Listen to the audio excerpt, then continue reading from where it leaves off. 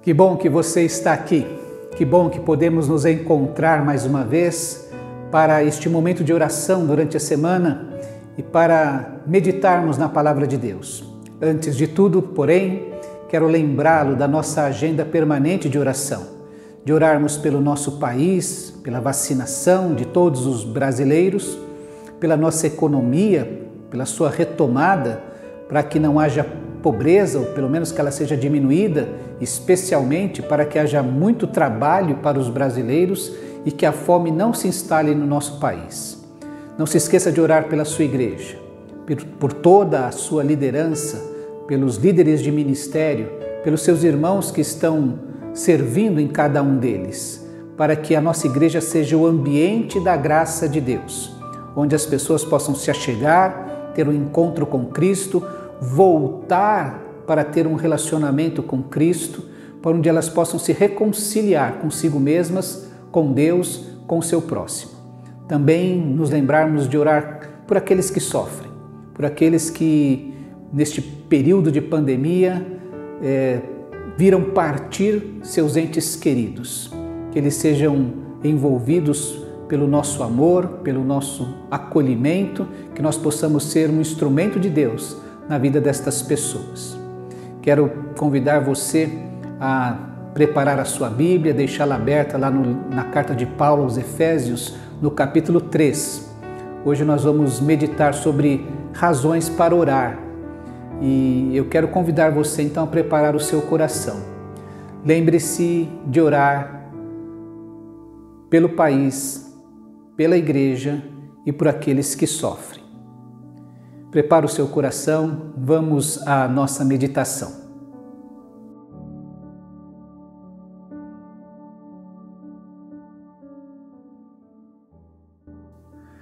Abra sua Bíblia na carta de Paulo aos Efésios, no capítulo 3, no verso 14. Paulo diz assim: "Por esta razão, ajoelho-me diante do Pai." Eu gostaria de compartilhar com você nesta semana algumas razões que o apóstolo Paulo tinha para se ajoelhar diante de Deus e orar. Orar por aqueles irmãos e por aquela igreja a quem ele escrevia esta carta. É muito importante que a gente se lembre que o apóstolo Paulo provavelmente estava aprisionado, estava limitado em suas viagens, em sua maneira de se locomover, em seu afã de pregar o evangelho por todo o mundo.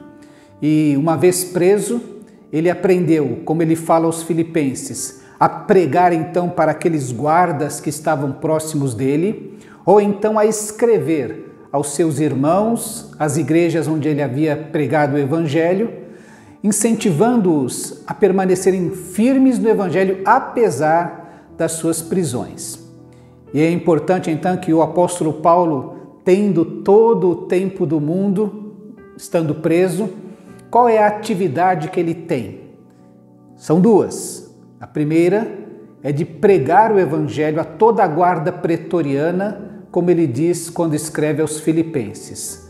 A segunda era de orar, de falar com Deus, de colocar diante de Deus aquilo que ele não podia mais fazer. Se ele estivesse solto, ele sairia pelo mundo pregando o evangelho, alcançando pessoas, mas agora ele só pode alcançar estes guardas que estão próximos dele.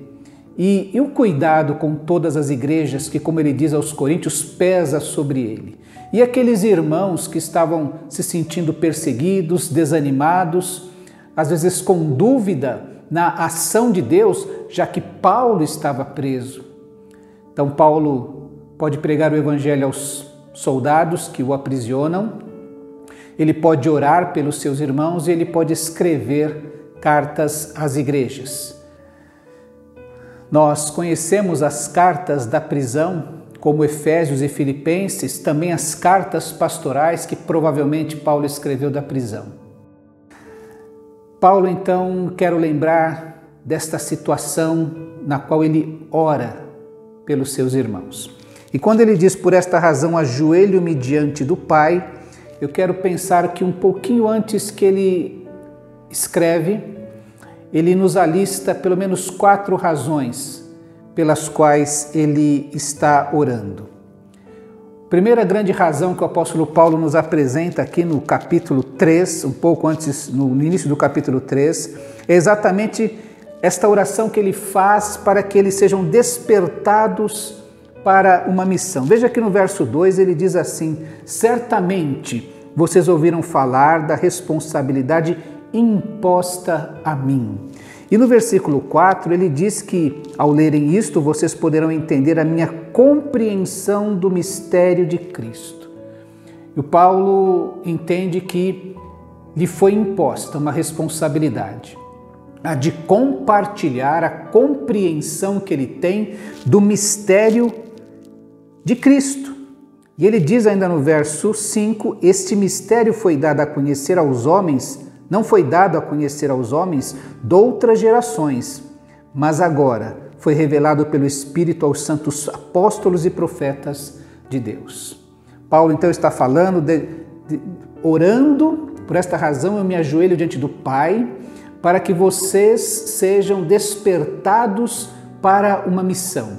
A mesma missão que ele recebeu, essa responsabilidade imposta a ele de compartilhar esta compreensão do mistério de Cristo Jesus, que agora foi revelado aos apóstolos e profetas. E não é à toa que no capítulo 2 ainda ele fala sobre a igreja sendo organizada, sobre a pedra de esquina fundamental que é Cristo, mas sobre o alicerce da doutrina dos apóstolos, os apóstolos que conheceram a Cristo pessoalmente, que foram comissionados por Cristo a pregar o Evangelho, a falar que Cristo venceu a morte, que Cristo morreu pelos nossos pecados na cruz e ressuscitou ao 3º dia. Aqueles apóstolos que testemunharam a todos que nós vimos todas estas coisas.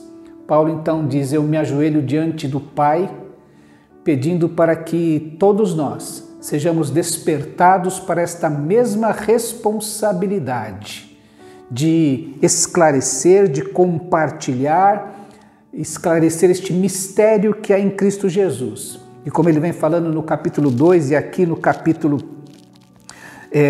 3, no versículo 6, ele diz, olha, este mistério que agora foi revelado aos apóstolos e profetas significa que mediante o Evangelho, essa boa notícia de que Cristo morreu e ressuscitou vencendo a morte, todas as gentes, os gentios, são co-herdeiros com Israel, membros do mesmo corpo e coparticipantes da promessa de Cristo Jesus.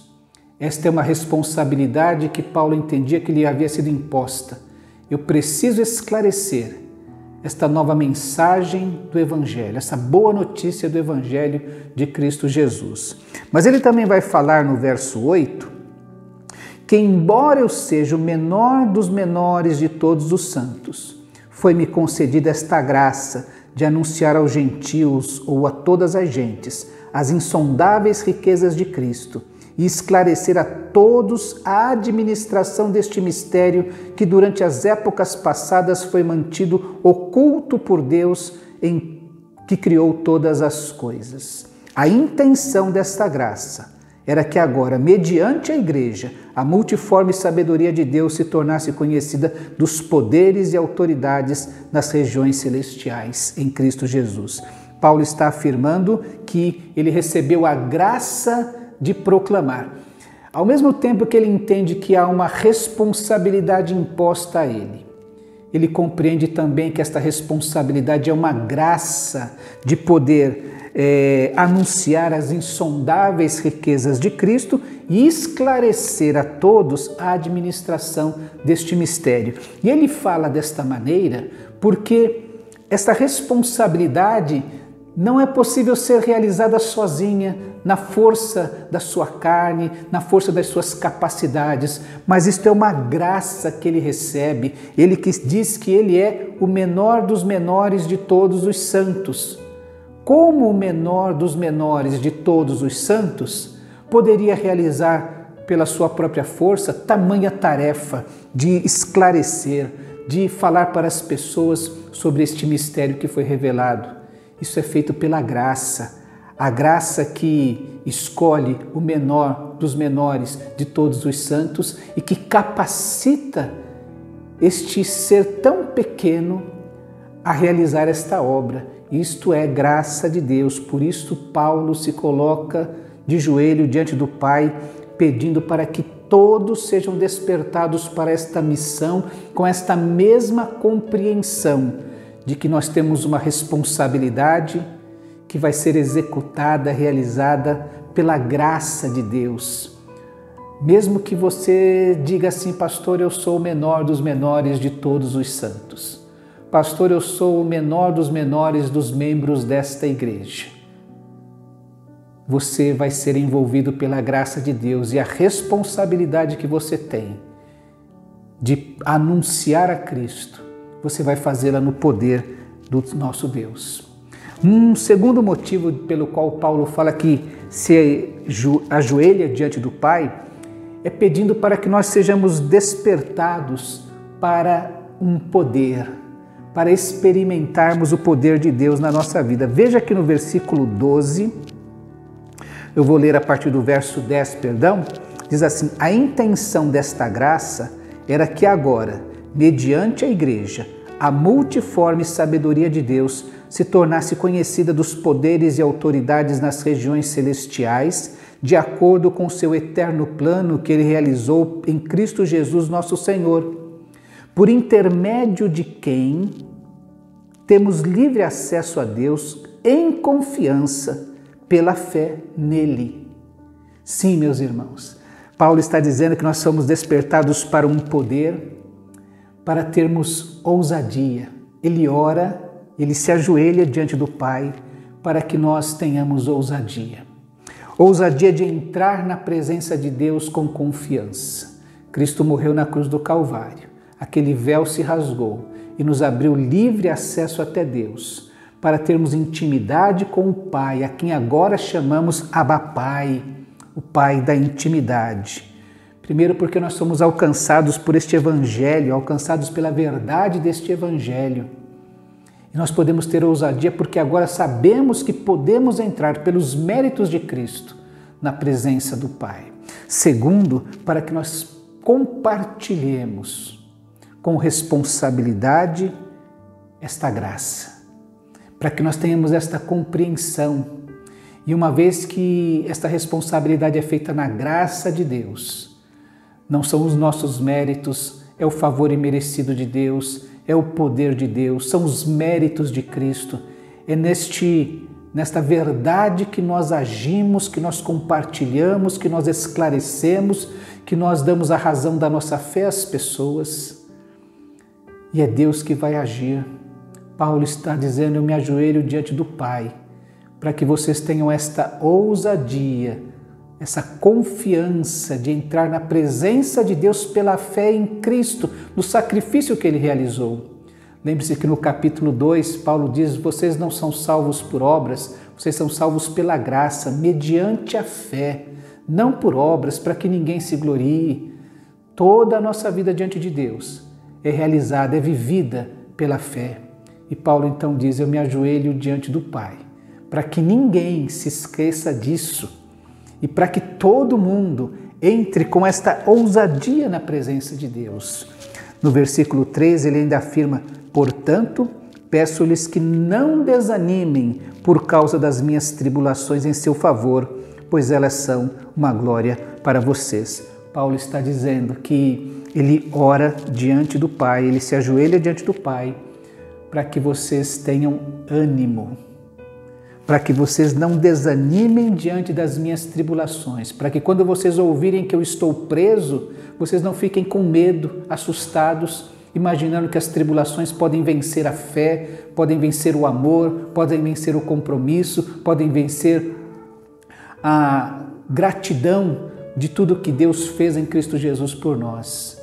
Paulo então está dizendo que eu oro para que vocês sejam despertados para este poder, para esta ousadia, para esta confiança de entrar na presença de Deus, para esta ousadia de confiar no poder de Deus, para que vocês sejam intrépidos, ousados, sejam cheios de ânimo, mesmo diante das tribulações.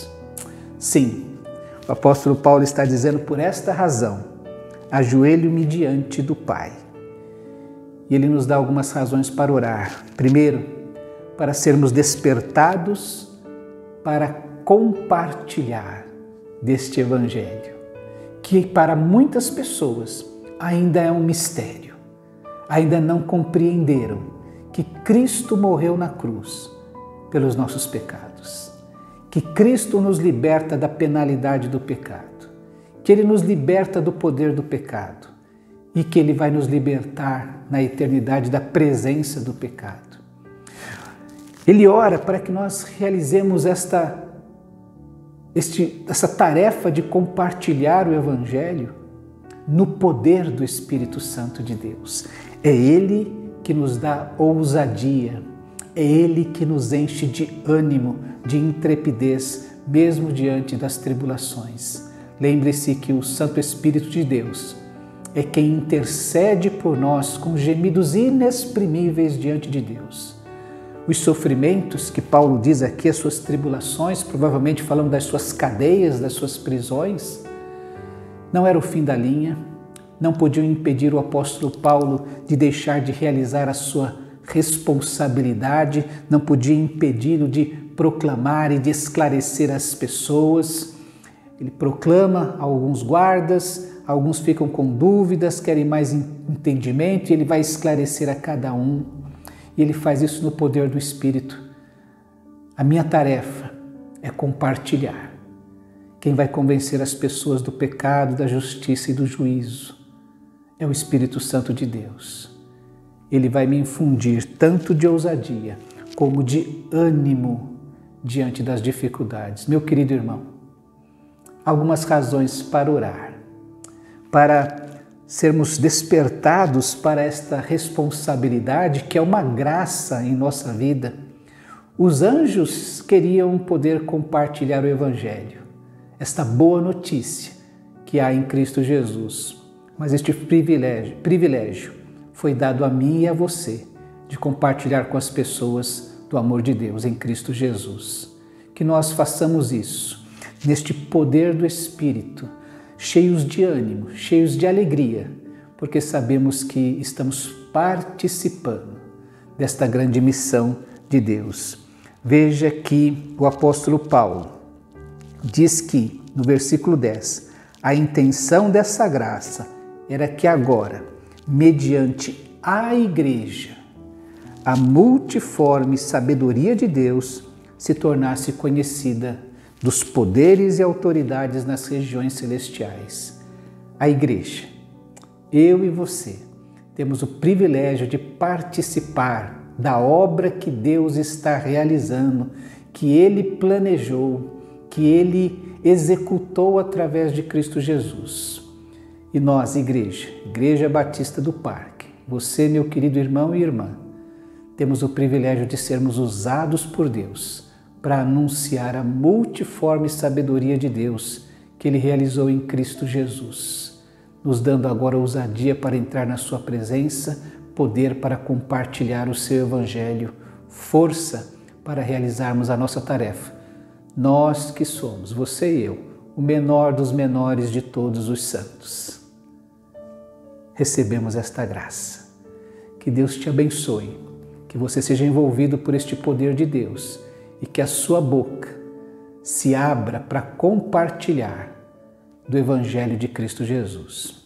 Que Deus te abençoe, que Deus te guarde. Até o nosso próximo encontro.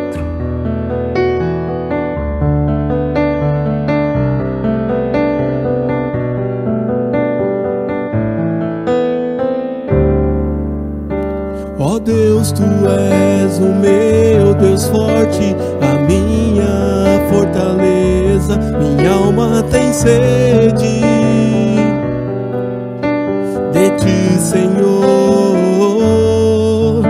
Com júbilos nos lábios, Te louvo, ó meu Rei, debaixo de Tuas asas encontro o abrigo. Eu Te louvo, eu Te bendigo, porque és bendito, ó Senhor. ao Deus eterno. Eu te louvo, eu te bendigo, porque sempre és comigo, ó Senhor.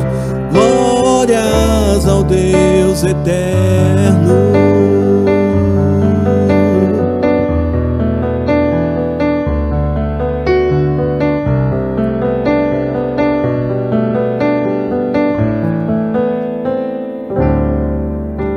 Ó Deus, Tu és o meu Deus forte, a minha fortaleza, minha alma tem sede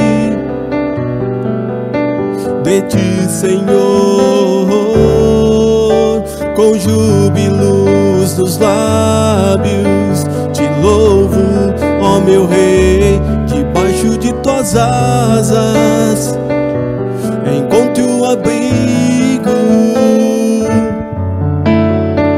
Eu te louvo, eu te bendigo, porque sempre és comigo, ó Senhor. Glórias ao Deus eterno. Eu te louvo, eu te bendigo, porque sempre és comigo, ó Senhor. Glórias ao Deus eterno, eterno, ao Deus eterno. Glórias ao Deus eterno, eterno, ao Deus eterno. Glórias ao Deus eterno.